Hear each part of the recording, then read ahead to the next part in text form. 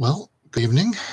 It is Sunday night once again, and once again, I am preparing to continue the cold reading of our current book, which is Charles Dickens' Bleak House. So the first session on Bleak House, I was able to get through chapters 1 and 2 in about an hour, and I had expectations when I started last week that I would be, therefore, going into chapters 3 and 4. Turns out, chapter 3 took up all of the available hour. And so this week, I know that I'll be doing chapter 4, but I don't know whether that will be followed by chapter 5 or not. Could be that we'll just do chapter 4 this week. We'll find out.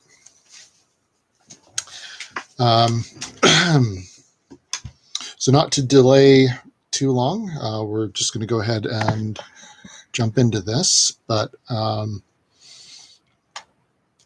realized earlier today that I've been doing this for close to 2 months now, and I've really been enjoying this, and I really appreciate getting to do this, and I hope folks are enjoying it as well. So continuing on then, here we go.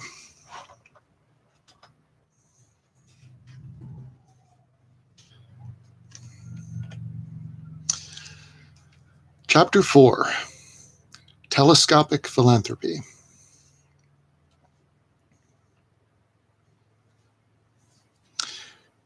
We were to pass the night, Mr. Kenge told us when we arrived in his room, at Mrs. Jellyby's, and then he turned to me and said he took it for granted I knew who Mrs. Jellyby was. I really don't, sir, I returned. Perhaps Mr. Carstone or Miss Clare? But no, they knew nothing whatever about Mrs. Jellyby. Indeed. Mrs. Jellyby, said Mr. Kenge, standing with his back to the fire and casting his eyes over the dusty hearthrug, as if it were Mrs. Jellyby's biography, is a lady of very remarkable strength of character, who devotes herself entirely to the public. She has devoted herself to an extensive variety of public subjects at various times, and is at present, until something else attracts her, devoted to the subject of Africa, with a view to the general cultivation of the coffee berry and the natives.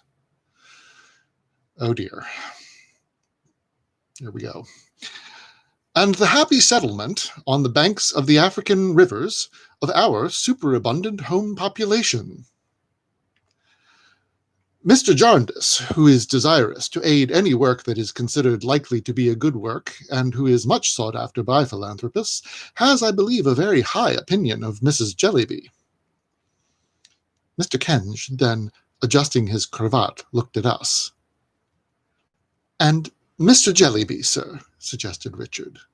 Ah, Mr. Jellyby, said Mr. Kenge, is I don't know that I can describe him to you better than by saying that he is the husband of Mrs. Jellyby. A nonentity, sir, said Richard with a droll look.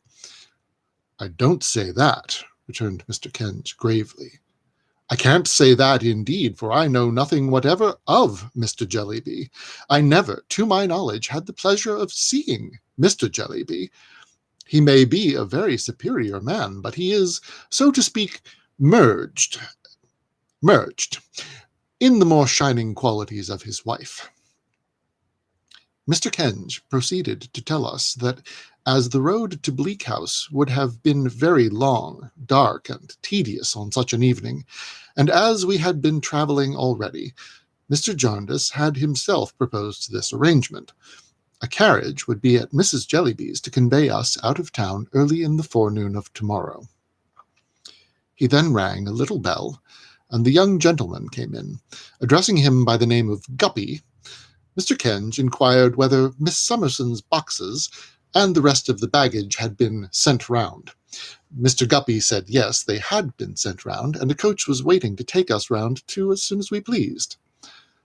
"Then it only remains," said Mr. Kenge, shaking hands with us, "for me to express my lively satisfaction in, good day, Miss Clare, the arrangement this day concluded, and my goodbye to you, Miss Summerson, lively hope that it will conduce to the happiness, glad to have had the honour of making your acquaintance, Mr. Carstone, welfare, the advantage in all points of view of all concerned. Guppy, see the party safely there." "Where is there, Mr. Guppy?" said Richard as we went downstairs. "At no distance," said Mr. Guppy. "Round in Thavies Inn, you know." "I can't say I know where it is, for I come from Winchester, and am strange in London." "Only round the corner," said Mr. Guppy. "We just twist up Chancery Lane and cut along Holborn, and there we are in 4 minutes' time, near as a toucher.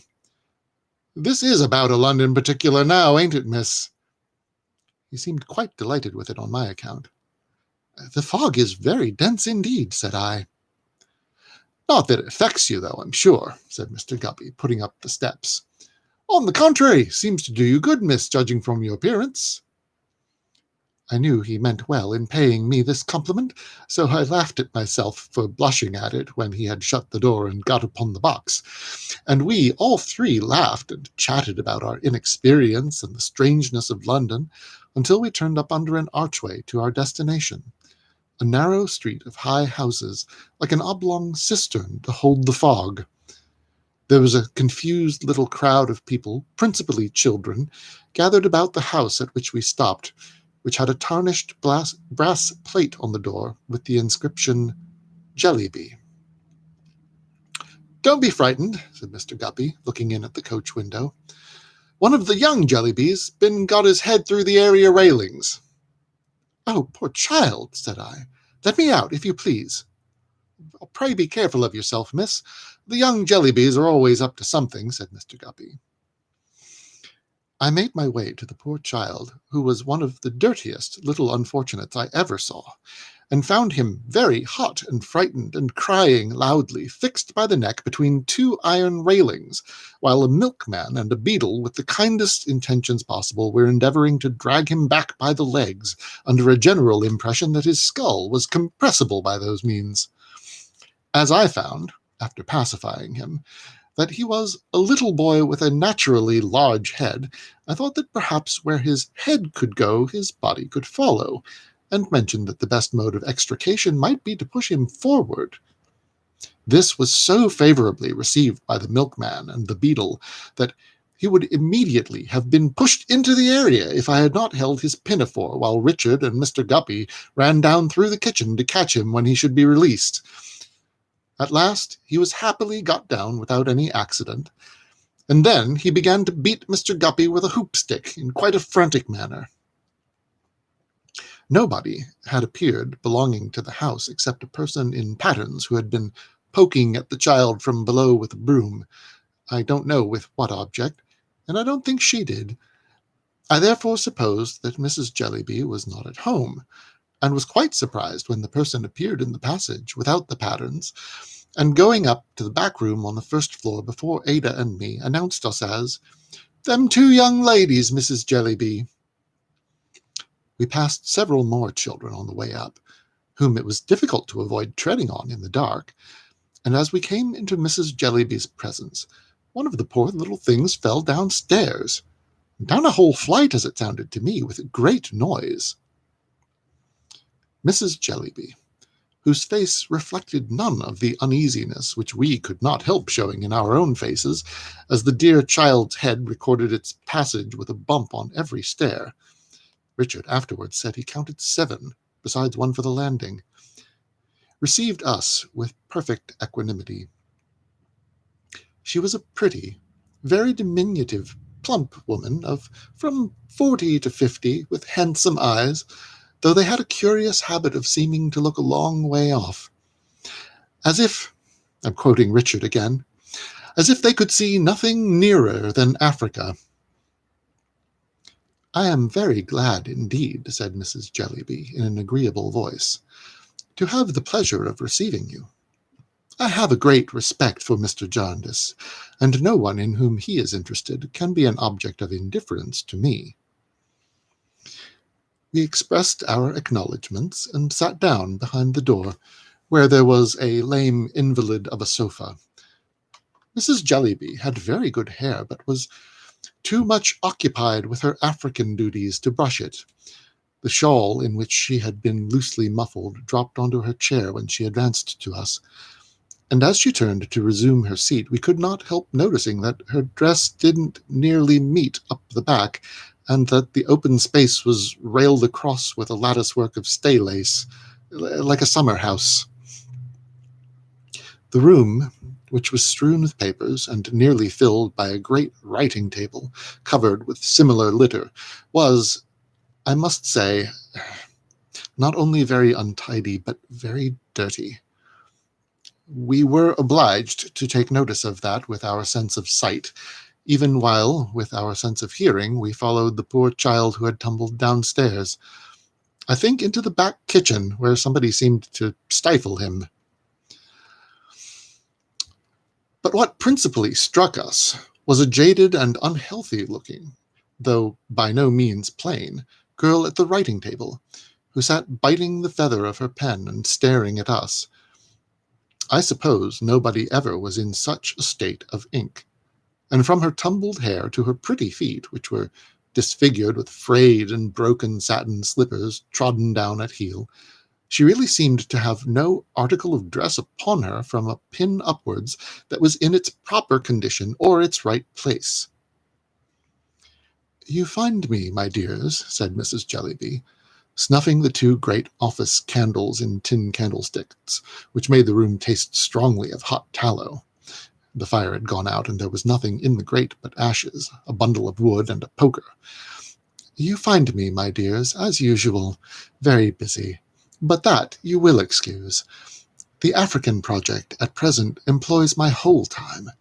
It involves me in correspondence with public bodies and with private individuals anxious for the welfare of their species all over the country. I am happy to say it is advancing. We hope by this time next year to have from 150 to 200 healthy families, cultivating coffee and educating the natives of Boreobulaga on the left bank of the Niger." I'm sorry. As Ada said nothing but looked at me, I said, "It must be very gratifying." "It is gratifying," said Mrs. Jellyby. "It involves the devotion of all my energies, such as they are.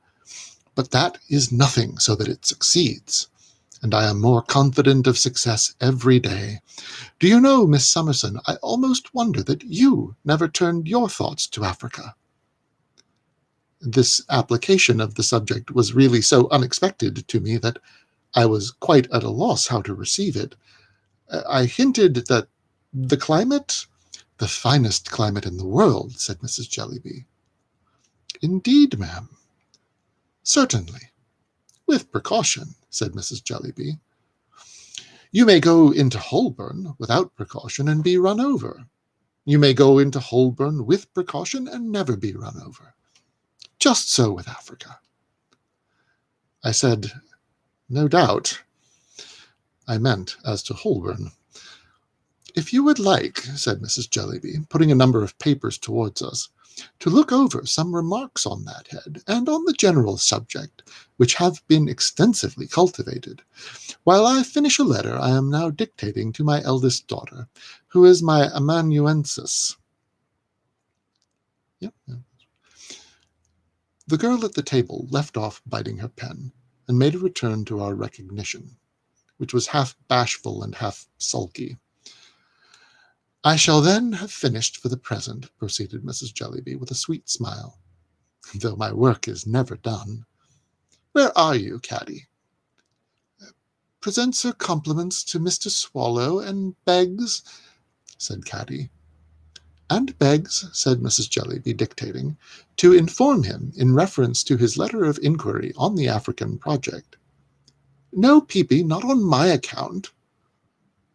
"Peepy," so self-named, was the unfortunate child who had fallen downstairs, who now interrupted the correspondence by presenting himself with a strip of plaster on his forehead to exhibit his wounded knees, in which Ada and I did not know which to pity most, the bruises or the dirt. Mrs. Jellyby merely added, with the serene composure with which she said everything, "Go along, you naughty Peepy," and fixed her fine eyes on Africa again. However, as she at once proceeded with her dictation, and as I interrupted nothing by doing it, I ventured quietly to stop poor Peepy as he was going out, and to take him up to nurse.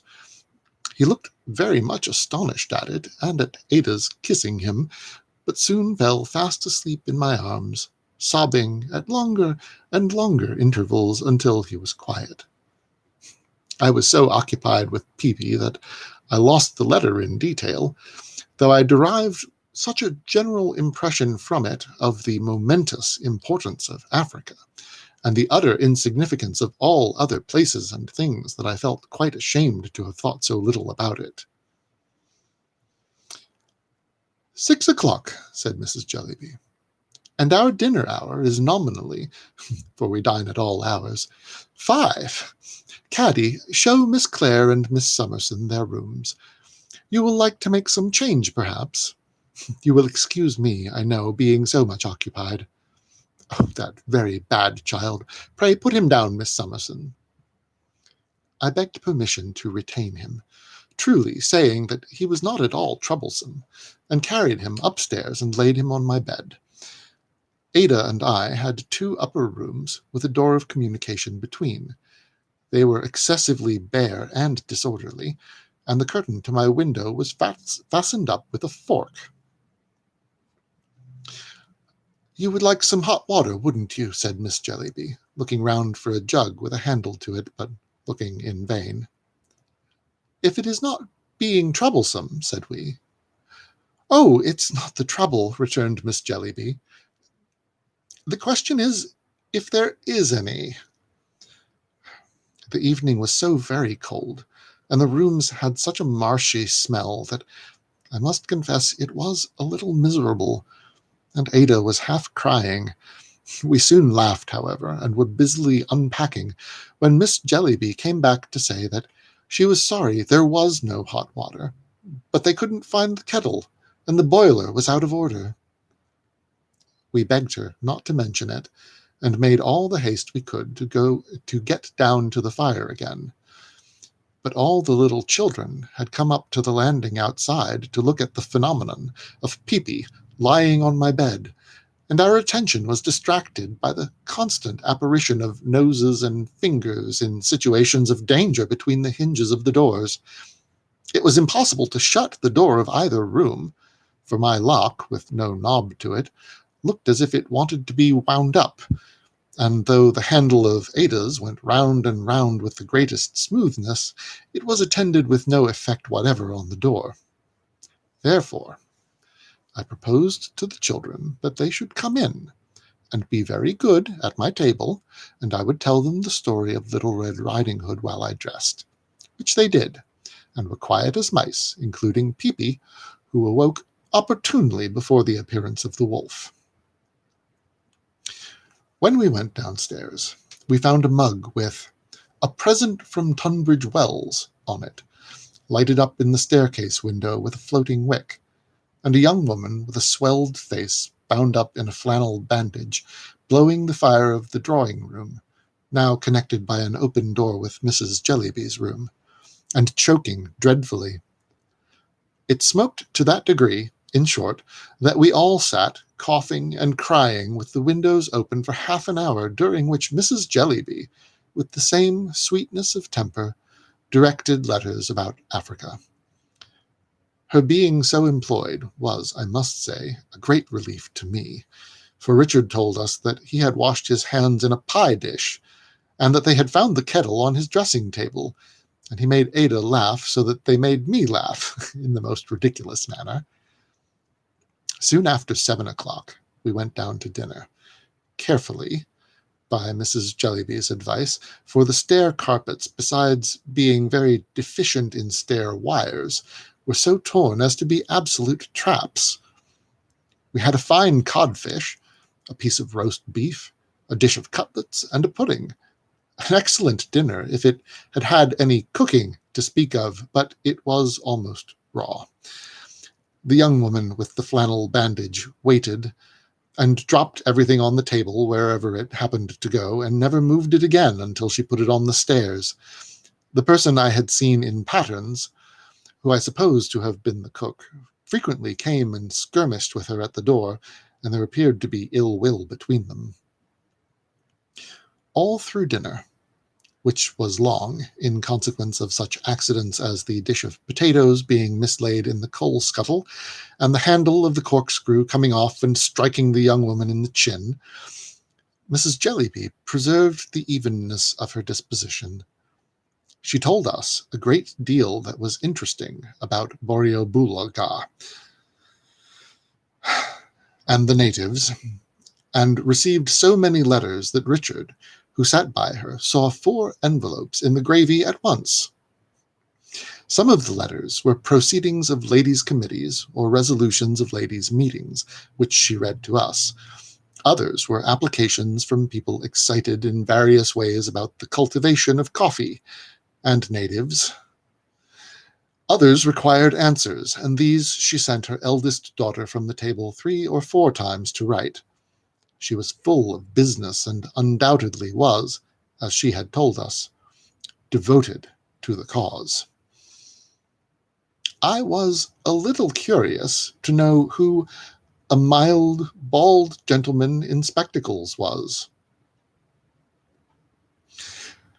who dropped into a vacant chair — there was no top or bottom in particular — after the fish was taken away, and seemed passively to submit himself to Borrioboola, but not to be actively interested in that settlement.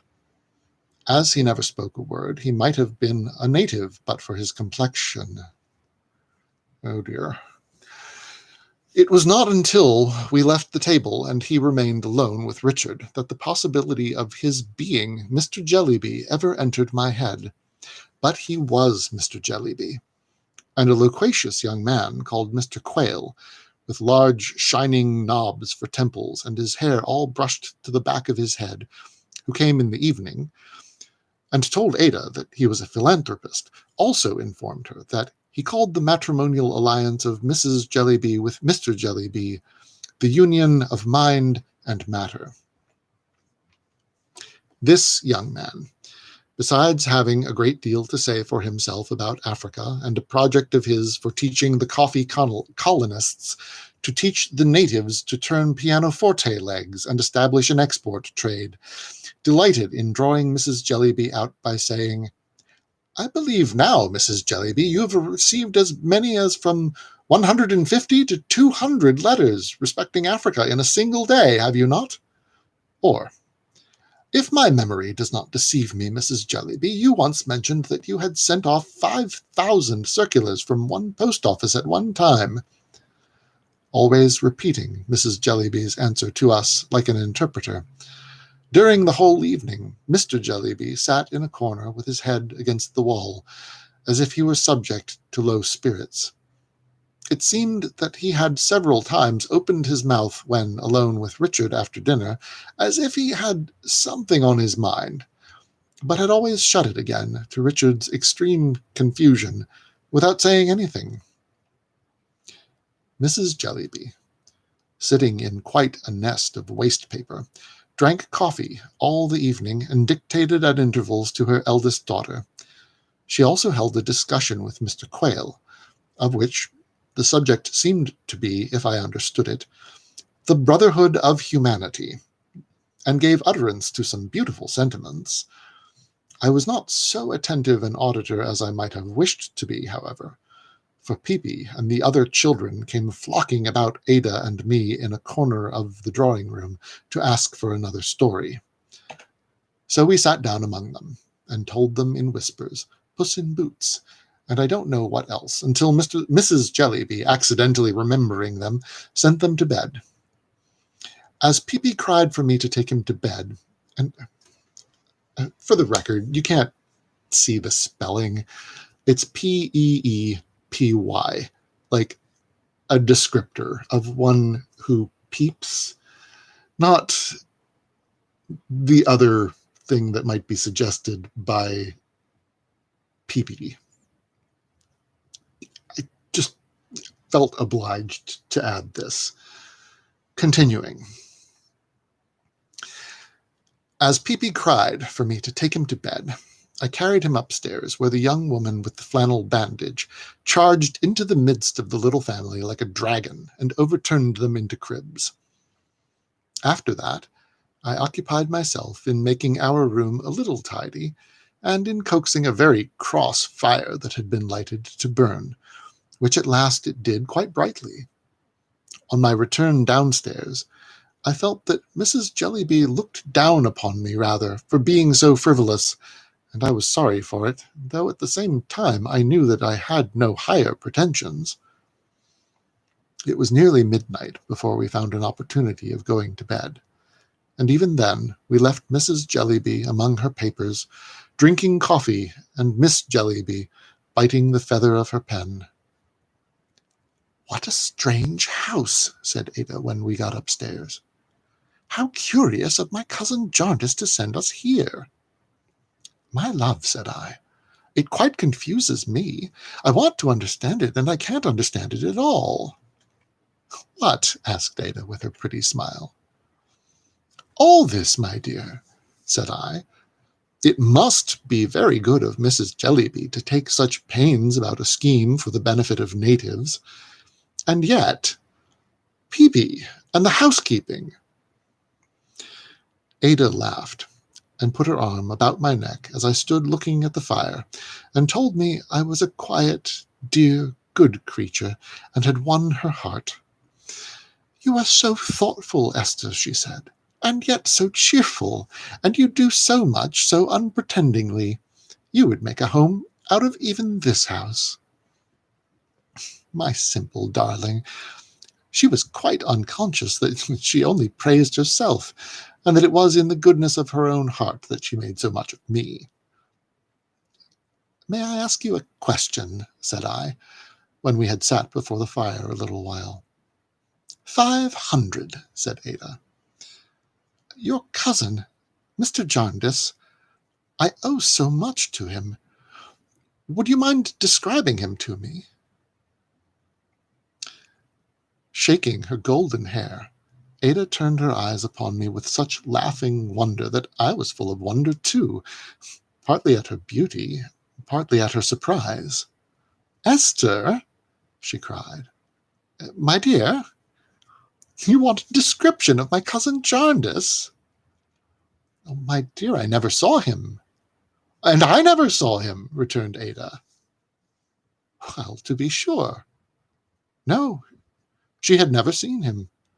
Young as she was when her mamma died, she remembered how the tears would come into her eyes when she spoke of him, and of the noble generosity of his character, which she had said was to be trusted above all earthly things. And Ada trusted it. Her cousin Jarndyce had written to her a few months ago. A plain, honest letter, Ada said, proposing the arrangement we were now to enter on, and telling her that, in time, it might heal some of the wounds made by the miserable Chancery suit. She had replied, gratefully accepting his proposal. Richard had received a similar letter, and had made a similar response. He had seen Mr. Jarndyce once, but only once, 5 years ago at Winchester School. He had told Ada, when they were leaning on a screen before the fire where I found them, that he recollected him as a bluff, rosy fellow. This was the utmost description Ada could give me. It set me thinking, so that when Ada was asleep, I still remained before the fire, wondering and wondering about Bleak House, and wondering that yesterday morning should seem so long ago. I don't know where my thoughts had wandered, when they were recalled by a tap at the door. I opened it softly, and found Miss Jellyby shivering there with a broken candle in a broken candlestick in one hand and an egg cup in the other. "Good night," she said very sulkily. "Good night," said I. "May I come in?" She shortly and unexpectedly asked me in the same sulky way. "Certainly," said I. "Don't wake Miss Clare." She would not sit down, but stood by the fire, dipping her inky middle finger in the egg cup, which contained vinegar, and smearing it over the ink stains on her face, frowning the whole time and looking very gloomy. "I wish Africa was dead," she said on a sudden. I was going to remonstrate. "I do," she said. "Don't talk to me, Miss Summerson. I hate it and detest it. It's a beast."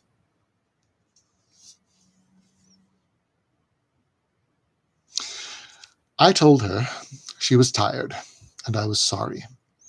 I put my hand upon her head and touched her forehead, and said it was hot now, but would be cool tomorrow. She still stood, pouting and frowning at me, but presently put down her egg cup and turned softly toward the bed where Ada lay.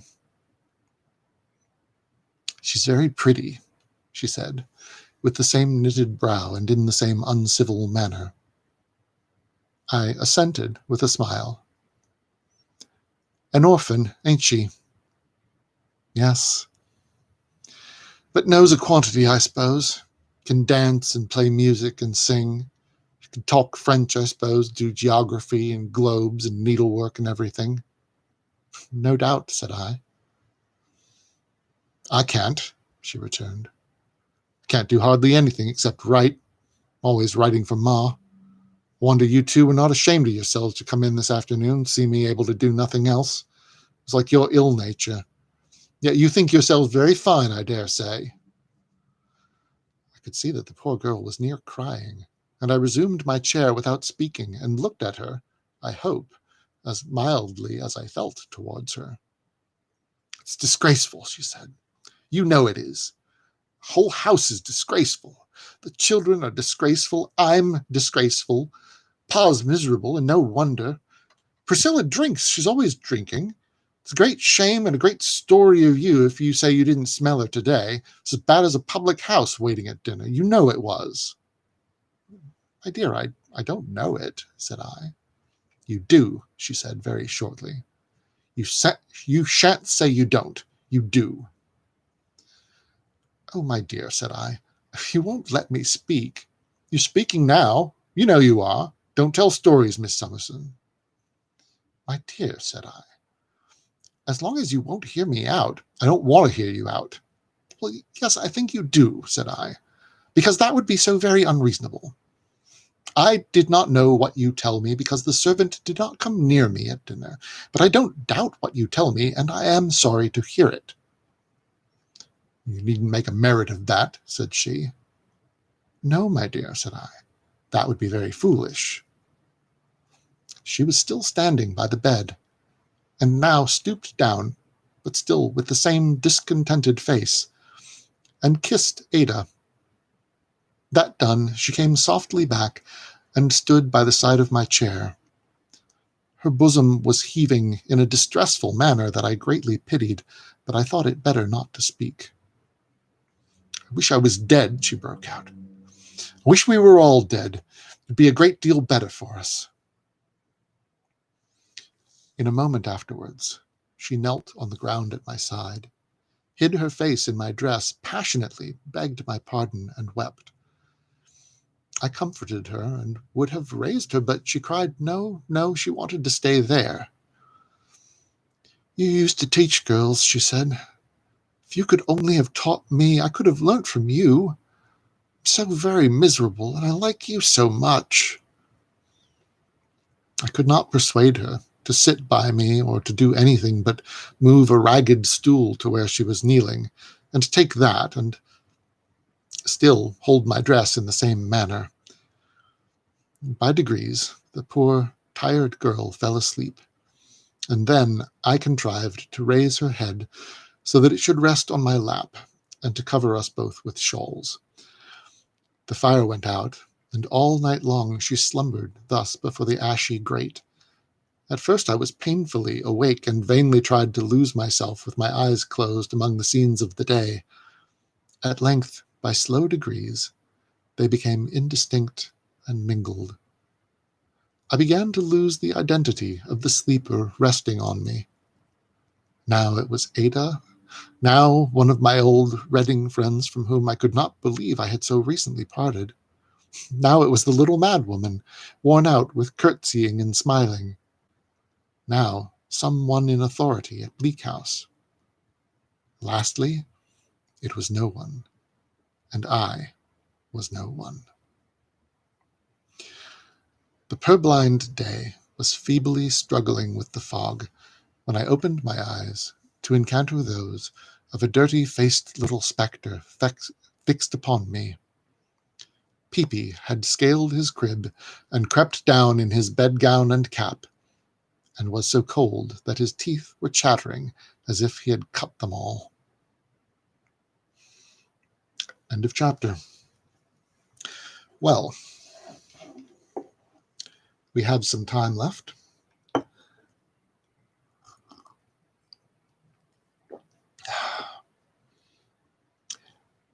I dare say there were a few difficult things about that chapter.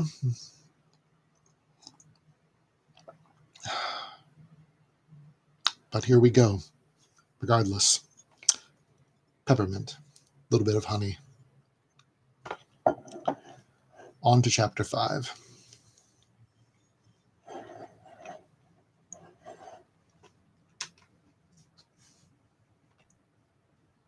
I think we have time for chapter 5.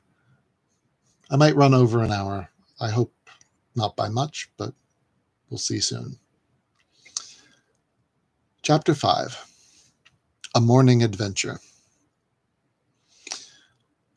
Although the morning was raw, and although the fog still seemed heavy, I say seemed, for the windows were so encrusted with dirt that they would have made midsummer sunshine dim, I was sufficiently forewarned of the discomfort within doors at that early hour, and sufficiently curious about London to think it a good idea on the part of Miss Jellyby when she proposed that we should go out for a walk.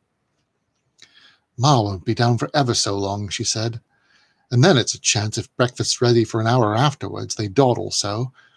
As to Pa, he gets what he can and goes to the office.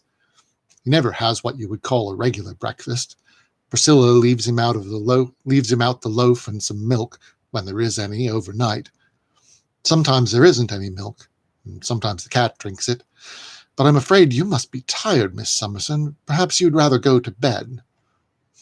"I'm not at all tired, my dear," said I, "and would much prefer to go out." "If you're sure you would," returned Miss Jellyby, "I'll get my things on." Ada said she would go too, and was soon astir. I made a proposal to Peepy, in default of being able to do anything better for him, that he should let me wash him, and afterwards lay him down on my bed again. To this he submitted with the best grace possible, staring at me during the whole operation as if he never had been, and never could again be, so astonished in his life. Looking very miserable also, certainly, but making no complaint, and going snugly to sleep as soon as it was over. At first I was in two minds about taking such a liberty, but I soon reflected that nobody in the house was likely to notice it. What with the bustle of dispatching Peepy and the bustle of getting myself ready and helping Ada, I was soon in quite a glow. We found Miss Jellyby trying to warm herself at the fire in the writing-room, which Priscilla was then lighting with a smutty parlour candlestick, throwing the candle in to make it burn better. Everything was just as we had left it last night, and was evidently intended to remain so. Below stairs the dinner-cloth had not been taken away, but had been left ready for breakfast. Crumbs, dust, and waste paper were all over the house. Some pewter pots and a milk can hung on the area railings. The door stood open, and we met the cook round the corner coming out of a public-house, wiping her mouth. She mentioned, as she passed us, that she had been to see what o'clock it was. But before we met the cook, we met Richard, who was dancing up and down Thavies Inn to warm his feet. He was agreeably surprised to see us stirring so soon, and said he would gladly share our walk. So he took care of Ada, and Miss Jellyby and I went first. I may mention that Miss Jellyby had relapsed into her sulky manner, and that I really should not have thought that she liked me much, unless she had told me so. "Where would you wish to go?" she asked. "Anywhere, my dear." "Anywhere's nowhere," said Miss Jellyby, stopping perversely. "Let us go somewhere, at any rate," said I. She then walked me on very fast. "I don't care," she said. "Now, you are my witness, Miss Summerson. I say I don't care, but if he was to come to our house with his great, shining, lumpy forehead night after night till he was old as Methuselah, I wouldn't have anything to say to him. Such asses as he and Ma make of themselves." "My dear," I remonstrated, in allusion to the epithet and the vigorous emphasis Miss Jellyby set upon it, "your duty as a child—" "Oh, don't talk of duty as a child, Miss Summerson.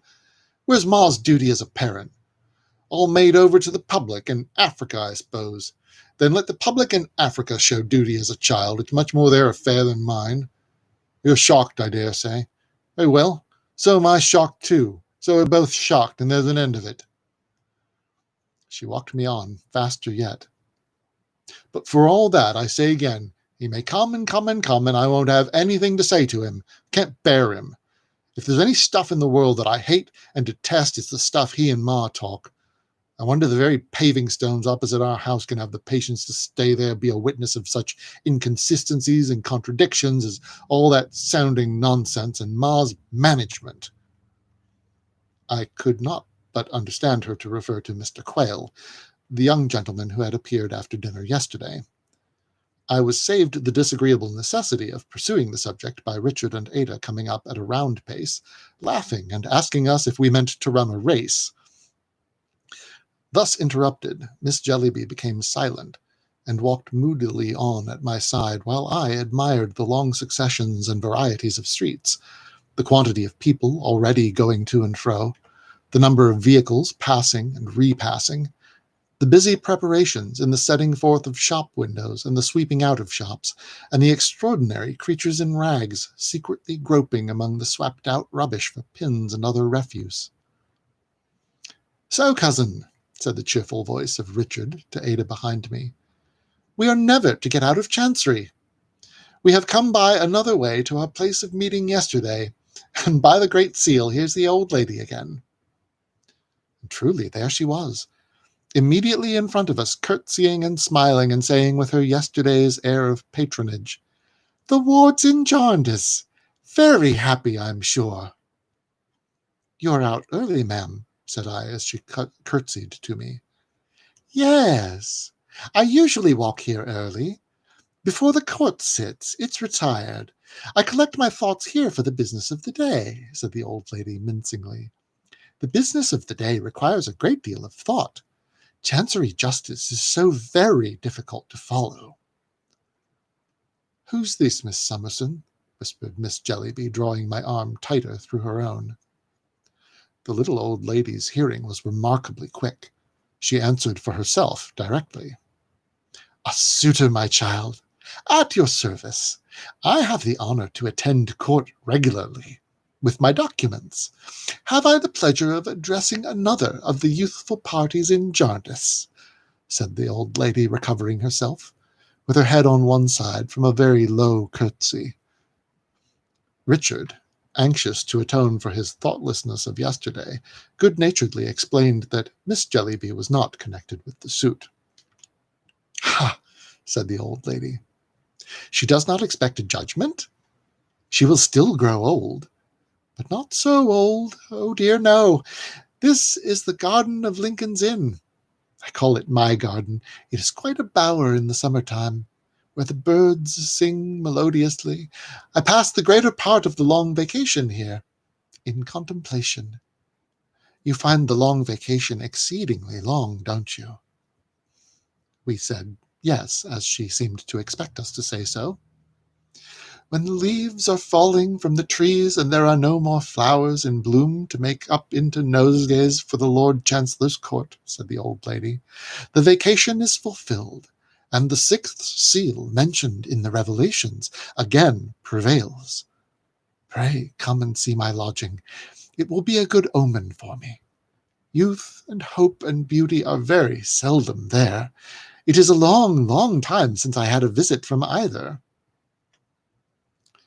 She had taken my hand, and was leading me and Miss Jellyby away, beckoned Richard and Ada to come too. I did not know how to excuse myself, and looked to Richard for aid. As he was half amused and half curious, and all in doubt how to get rid of the old lady without offence, she continued to lead us away, and he and Ada continued to follow, our strange conductress informing us all the time with much smiling condescension that she lived close by. It was quite true, as it soon appeared. She lived so close by that we had not time to have done humouring her for a few moments before she was at home. Slipping us out at a little side gate, the old lady stopped most unexpectedly in a narrow back street, part of some courts and lanes immediately outside the wall of the inn, and said, "This is my lodging. Pray walk up." She had stopped at a shop over which was written, "Crook, Rag and Bottle Warehouse." Also in long, thin letters, "Crook, Dealer in Marine Stores." In one part of the window was a picture of a red paper mill, at which a cart was unloading a quantity of sacks of old rags. In another was the inscription, "Bones Bought." In another, "Kitchen Stuff Bought." In another, "Old Iron Bought." In another, "Waste Paper Bought." In another, "Ladies' and Gentlemen's Wardrobes Bought." Everything seemed to be bought, and nothing to be sold there. In all parts of the window were quantities of dirty bottles, blacking bottles, medicine bottles, ginger beer and soda water bottles, pickle bottles, wine bottles, ink bottles. I am reminded by mentioning the latter that the shop had in several little particulars the air of being in a legal neighbourhood, and of being, as it were, a dirty hanger-on and disowned relation of the law. There were a great many ink bottles. There was a little tottering bench of shabby old volumes outside the door labelled "Law Books, all at 9d." Some of the inscriptions I have enumerated were written in law hand, like the papers I had seen in Kenge and Carboy's office, and the letters I had so long received from the firm. Among them was one in the same writing, having nothing to do with the business of the shop, but announcing that a respectable man, aged 45, wanted engrossing or copying to execute with neatness and dispatch. Addressed to Nemo, care of Mr. Crook, within. There were several second-hand bags, blue and red, hanging up. A little way within the shop door lay heaps of old crackled parchment scrolls and discoloured and dog-eared law papers. I could have fancied that all the rusty keys, of which there must have been hundreds, huddled together as old iron, had once belonged to doors of rooms or strong chests in lawyers' offices. The litter of rags, tumbled partly into and partly out of a one-legged wooden scale, hanging without any counterpoise from a beam, might have been counsellors' bands and gowns torn up. One had only to fancy, as Richard whispered to Ada and me while we all stood looking in, that yonder bones in a corner, piled together and picked very clean, were the bones of clients to make the picture complete. As it was still foggy and dark, and as the shop was blinded besides by the wall of Lincoln's Inn, intercepting the light within a couple of yards, we should not have seen so much but for a lighted lantern that an old man in spectacles and a hairy cap was carrying about in the shop. Turning towards the door, he now caught sight of us. He was short, cadaverous and withered, with his head sunk sideways between his shoulders and the breath issuing invisible smoke from his mouth as if he were on fire within. His throat, chin, and eyebrows were so frosted with white hairs and so gnarled with veins and puckered skin that he looked from his breast upward like some old root in a fall of snow. "Hi, hi," said the old man, coming to the door. "Have you anything to sell?" We naturally drew back and glanced at our conductress, who had been trying to open the house door with a key she had taken from her pocket, and to whom Richard now said that, as we had the pleasure of seeing where she lived, we would leave her, being pressed for time. But she was not to be so easily left. She became so fantastically and pressingly earnest in her entreaties that we would walk up and see her apartment for an instant, and was so bent in her harmless way on leading me in, as part of the good omen she desired, that I, whatever the others might do, saw nothing for it but to comply. I suppose we were all more or less curious. At any rate, when the old man added his persuasions to hers and said, "Aye, aye, please her, it won't take a minute. Come in, come in. Come in through the shop if t'other door's out of order." We all went in, stimulated by Richard's laughing encouragement and relying on his protection. "My landlord, Crook," said the little old lady, condescending to him from her lofty station as she presented him to us. "He is called among the neighbours the Lord Chancellor. His shop is called the Court of Chancery. He's a very eccentric person. He's very odd. I assure you, he is very odd." She shook her head a great many times and tapped her forehead with her finger to express to us that we must have the goodness to excuse him. "For he is a little, you know," said the little old lady with great stateliness. The old man overheard and laughed. "It's true enough," he said, going before us with the lantern, "that they call me the Lord Chancellor and call my shop Chancery. And why do you think they call me the Lord Chancellor and my shop Chancery?" I don't know, I'm sure," said Richard rather carelessly. "You see," said the old man, stopping and turning round, "ha! Here's lovely hair. I've got 3 sacks of ladies' hair below, but none so beautiful and fine as this. What colour and what texture!" "That'll do, my good friend," said Richard, strongly disapproving of his having drawn one of Ada's tresses through his yellow hand. "You can admire the rest of us do without taking that liberty." The old man darted at him a sudden look, which even called my attention from Ada, who, startled and blushing, was so remarkably beautiful that she seemed to fix the wandering attention of the little old lady herself. But as Ada interposed and laughingly said she could only feel proud of such genuine admiration, Mr. Crook shrunk into his former self as suddenly as he had leaped out of it. "You see, I have so many things here," he resumed, holding up the lantern, "of so many kinds, and all as the neighbours think, but they know nothing, wasting away and going to rack and ruin, and that's why they've given me and my place a christening. And I have so many old parchmentses and papers in my stock, and I have a liking for rust and must and cobwebs, and all's fish that comes to my net, and I can't abear to part with anything I once lay hold of it, or so my neighbours think, but what do they know, or to alter anything, or to have any sweeping, nor scouring, nor cleaning, nor repairing going on about me. That's the way I've got the ill name of Chancery. I don't mind. I go to see my noble and learned brother pretty well every day when he sits in the inn. He don't notice me, but I notice him. There's no great odds betwixt us. We both grub on in a muddle. Hi, Lady Jane."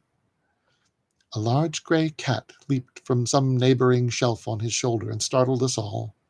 "Hi, show him how you scratch. Hi, tear my lady," said her master. The cat leaped down and ripped at a bundle of rags with her tigerish claws, with a sound that it set my teeth on edge to hear. "She'd do as much for anyone I was to set her on," said the old man. "It's a very fine Oof. Oof. Okay, we're doing this. I deal in catskins, among other general matters, and hers was offered to me. It's a very fine skin, as you may see, but I didn't have it stripped off. That weren't like chancery practice, though, says you. He had by this time led us across the shop, and now opened a door in the back part of it, leading to the house entry. As he stood with his hand upon the lock, the little old lady graciously observed to him before passing out, "That will do, Crook. You mean well, but are tiresome. My young friends are pressed for time. I have none to spare myself, having to attend court very soon. My young friends are the wards in jaundice." "Jaundice?" said the old man with a start. "Jaundice and jaundice. The great suit, Crook," returned his lodger. "Hi!" exclaimed the old man in a tone of thoughtful amazement, and with a wider stare than before. "Think of it!" He seemed so rapt all in a moment, and looked so curiously at us, that Richard said, "Why, you appear to trouble yourself a good deal about the causes before your noble and learned brother, the other chancellor." "Yes," said the old man abstractly. "Sure. Your name now will be Richard Carstone?" "Carstone," he repeated, slowly checking off that name upon his forefinger, and each of the others he went on to mention upon a separate finger. "Yes. There was the name of Barbary, and the name of Clare, and the name of Dedlock, too, I think." "He knows as much of the cause as the real salaried chancellor," said Richard, quite astonished to Ada and me. "Aye," said the old man, coming slowly out of his abstraction. "Yes. Tom Jarndyce, you'll excuse me, being related, he was never known about court by any other name, and was as well known there as she is now," nodding slightly at his lodger. "Tom Jarndyce was often in here. He got into a restless habit of strolling about when the cause was on, or expected, talking to the little shopkeepers and telling 'em to keep out of chancery, whatever they did. For, says he, it's being ground to bits in a slow mill. It's being roasted at a slow fire. It's being stung to death by single bees. It's being drowned by drops. It's going mad by grains." He was as near making away with himself, just where the young lady stands, as near as could be. We listened with horror. "He come in at the door," said the old man, slowly pointing an imaginary track along the shop. "On the day he did it. The whole neighborhood had said for months before that he would do it, of a certainty sooner or later. He come in at the door that day, and walked along there, and sat himself on a bench that stood there, and asked me, you'll judge I was a mortal sight younger then, to fetch him a pint of wine. 'For,' says he, 'Crook, I'm much depressed. My cause is on again, and I think I'm nearer judgment than I ever was.' I hadn't a mind to leave him alone, and I persuaded him to go to the tavern over the way there, t'other side my lane, I mean Chancery Lane. And I followed, and looked in at the window, and saw him comfortable, as I thought, in the armchair by the fire, and company with him. I hadn't hardly got back here when I heard a shot go echoing and rattling right away into the inn. I ran out, neighbors ran out, 20 of us cried at once, 'Tom Jarndyce!'" The old man stopped, looked hard at us, looked down into the lantern, blew the light out, and shut the lantern up. We were right. I needn't tell the present hearers. Aye, to be sure, how the neighborhood poured into court that afternoon while the cause was on!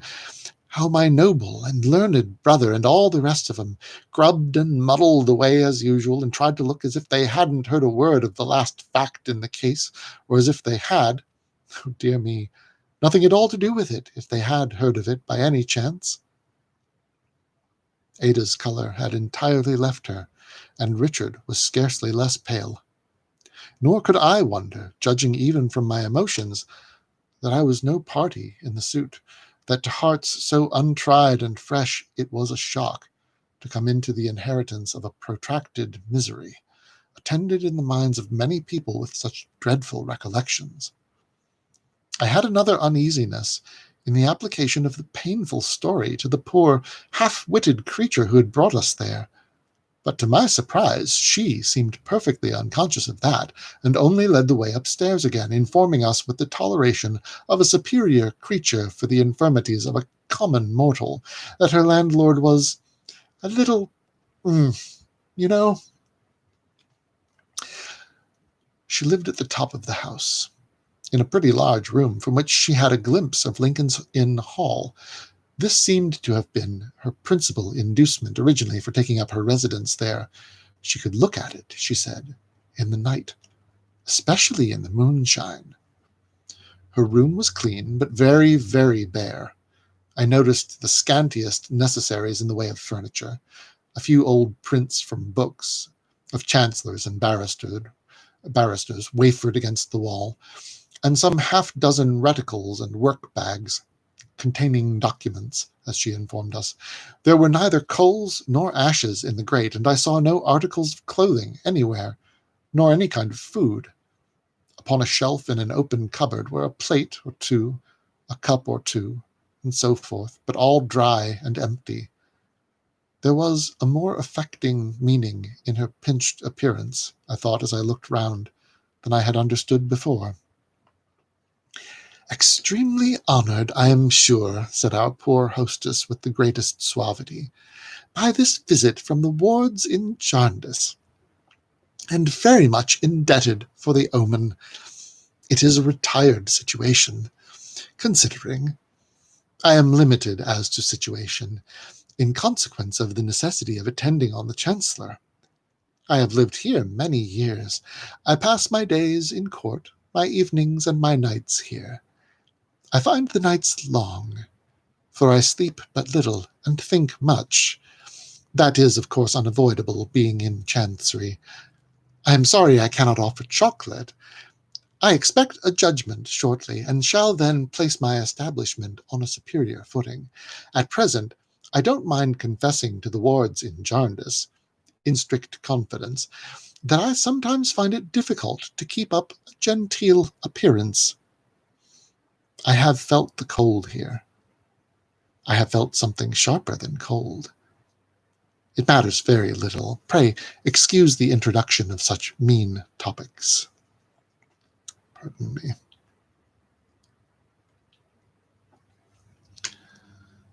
She partly drew aside the curtain of the long, low garret window, and called our attention to a number of bird cages hanging there, some containing several birds. There were larks, linnets, and goldfinches. I should think at least 20. "I began to keep the little creatures," she said, "with an object that the wards will readily comprehend, with the intention of restoring them to liberty, when my judgment should be given. Yes. They die in prison, though. Their lives, poor silly things, are so short in comparison with Chancery proceedings that, one by one, the whole collection has died over and over again. I doubt, do you know, whether one of these, although they are all young, will live to be free. Very mortifying, is it not?" And here, my dears, I must apologize, but it is necessary for me to break off mid-chapter, and I will have to pick up mid-chapter when we return next week. I apologize. I've just had a momentary alert to something that requires some attention, and we're a bit over our time. You will understand, I am sure. So, begging your pardon, we will pick this up next week. It's very entertaining thus far. So be well. See you next time.